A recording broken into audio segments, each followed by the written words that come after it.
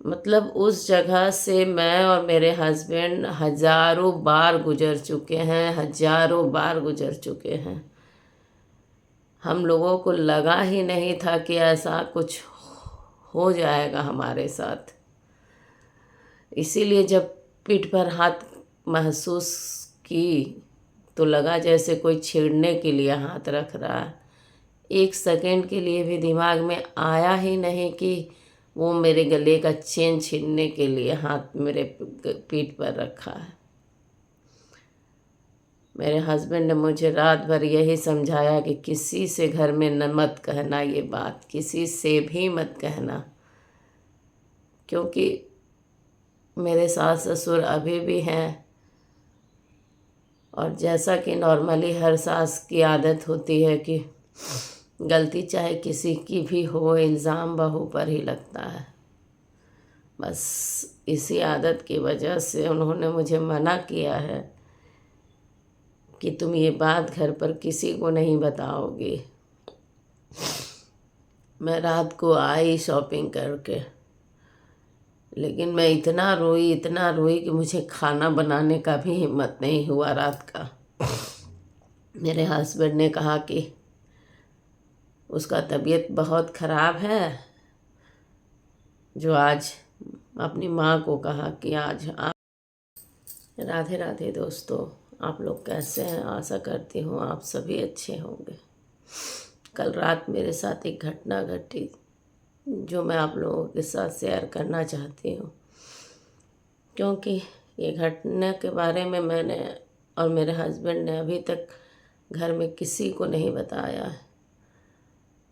और मुझे एक अजीब सी फीलिंग हो रही है कि मैं ये किसे बताऊं। अभी बजे हैं सुबह के 5 और मेरे हस्बैंड अभी निकले हैं काम पर। मैं रात भर सो नहीं पाई, रात भर मैं रोई हूँ। मुझे ऐसा लगा कि मैं किसी से बोल नहीं सकती, तो मैं आप लोगों के साथ ही ये बात अपने शेयर कर लूँ ताकि मेरा जी हल्का हो जाए। कल शाम को मैं और मेरे हस्बैंड बहुत ही हर्षोल्लास के साथ मार्केट गए थे दुर्गा पूजा की शॉपिंग करने के लिए।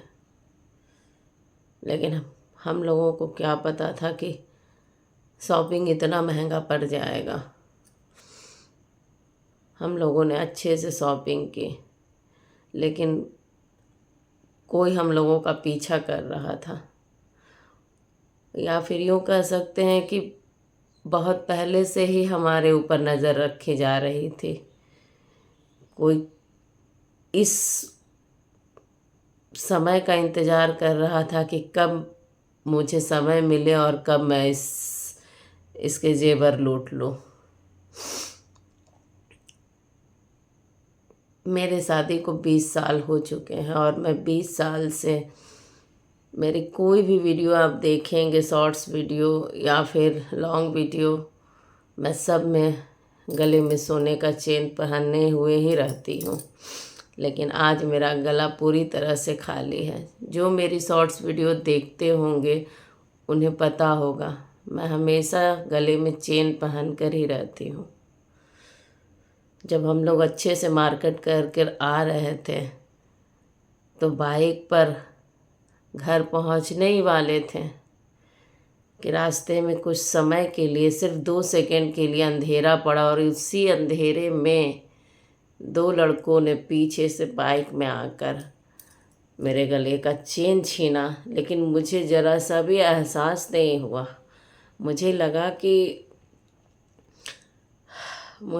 कि कोई सिर्फ बदमाशी से मेरे पीठ पर हाथ रखकर मुझे छेड़ने की कोशिश कर रहा है।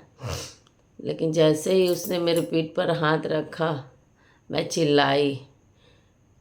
मुझे लगा कि बस मैं चिल्लाऊंगी तो वो डर कर भाग जाएगा, लेकिन उसने तो मेरे गले का चेन छीनते हुए इस तरह दिखाया और दिखाते हुए इतनी तेज़ी से बाइक दौड़ाई कि मेरे हस्बैंड को जब तक मैं बताती कि मेरे गले से चेन लेकर वो छीन कर गया है, तब तक वो दूर निकल चुका था।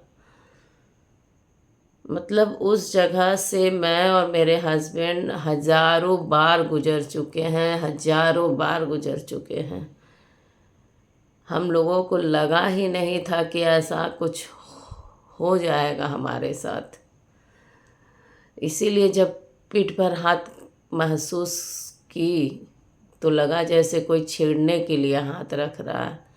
एक सेकंड के लिए भी दिमाग में आया ही नहीं कि वो मेरे गले का चेन छीनने के लिए हाथ मेरे पीठ पर रखा है। मेरे हस्बैंड ने मुझे रात भर यही समझाया कि किसी से घर में न मत कहना ये बात, किसी से भी मत कहना, क्योंकि मेरे सास ससुर अभी भी हैं। और जैसा कि नॉर्मली हर सास की आदत होती है कि गलती चाहे किसी की भी हो, इल्ज़ाम बहू पर ही लगता है। बस इसी आदत की वजह से उन्होंने मुझे मना किया है कि तुम ये बात घर पर किसी को नहीं बताओगी।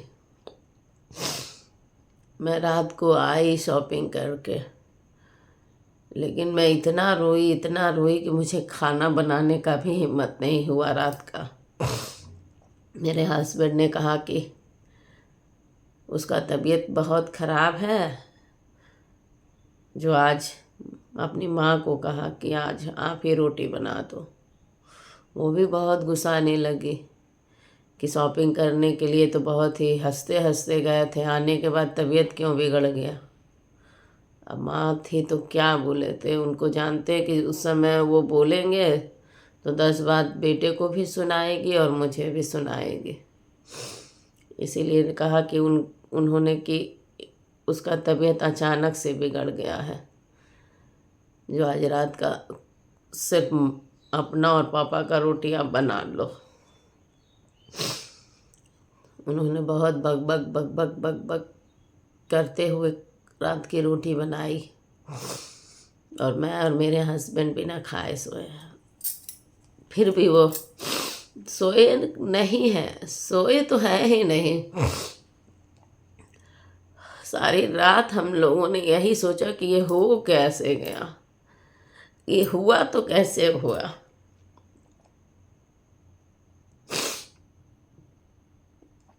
और सुबह उनका काम सुबह 5 बजे का ही रहता है, उनको उठकर जाना भी रहता है। वो रात भर बिना सोए बिना खाए काम पर गए हैं और हिम्मत जुटा कर गए हैं कि ये बात वो पापा से बोल सके। क्योंकि मैंने उन्हें रात भर यही कहा कि कभी जब अगर इन लोगों को पता चलेगा कि मेरा चेन कोई छीन कर ले गया है तो उस समय और बात का बतंगड़ बनेगा। इसलिए जो जिसका पता बाद में चलना है वो आप अब आज ही बता दो। तो उन्होंने कहा कि ठीक है, मैं पापा को ये बात किसी तरह बता दूंगा, लेकिन तुम किस घर पर किसी से मत कहना है। मेरा ये चैनल मेरे परिवार वालों ने सब्सक्राइब नहीं कर रखा है, इसलिए मैं थोड़ी हिम्मत जुटा पा रही हूँ कि इस बात को मैं पब्लिक कर सकूँ। क्योंकि अपने ही होते हैं जो अपनों की खुशी नहीं चाहते हैं, और मैं जानती हूँ कि आप लोग मेरे अपने नहीं होते हुए भी अपने हैं। इसलिए मैं अपना ये दुखड़ा आप लोगों के साथ ही सोचे कि शेयर कर लूँ। मुझे मतलब इतना गहना पहनने का मेरा शौक था, अब सारा शौक मेरा उतर गया है।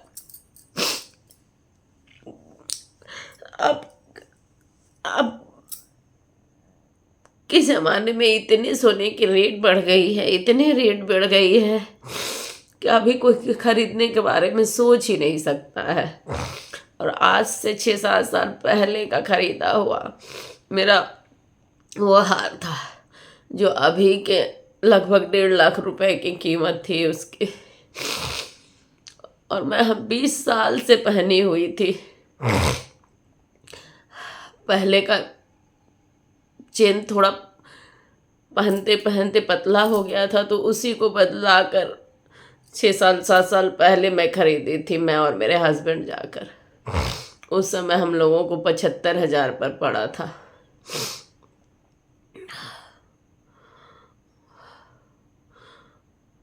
मतलब मैं बता नहीं सकती कि आप लोग अगर लेडीज़ हैं तो समझ सकते हैं कि मुझ पर क्या बीत रही होगी। रात का आई, आकर जो बिस्तर पे पड़ी, सुबह का 5 बजे ये अपने काम पर गए हैं, जिससे हम लोग गद्दी कहते हैं। गद्दी का मतलब है सब्जी बेचने का आड़त होता है, उनको हम लोग गद्दी कहते हैं। वहाँ गए हैं जहाँ सुबह सुबह ही काम किया जाता है। मेरी बहनों, मैं आप लोगों से यही कहूँगी कि अब आप संभल कर रहिए, और गहने खरीदने से अच्छा है कि कहीं ज़मीन खरीद लीजिए। मैंने तो कल इनसे यही कहा कि मेरे जो भी बचे कुचे गहने हैं वो आप बेच दीजिए, बेचकर कुछ जगह ज़मीन खरीद लीजिए। अब मैं कभी गहने नहीं पहनूंगी, मुझे ज़रूरत नहीं है। मेरे गहने दूसरे लूटे, इससे अच्छा है कि मैं खुद बेच दूँ उन गहनों को।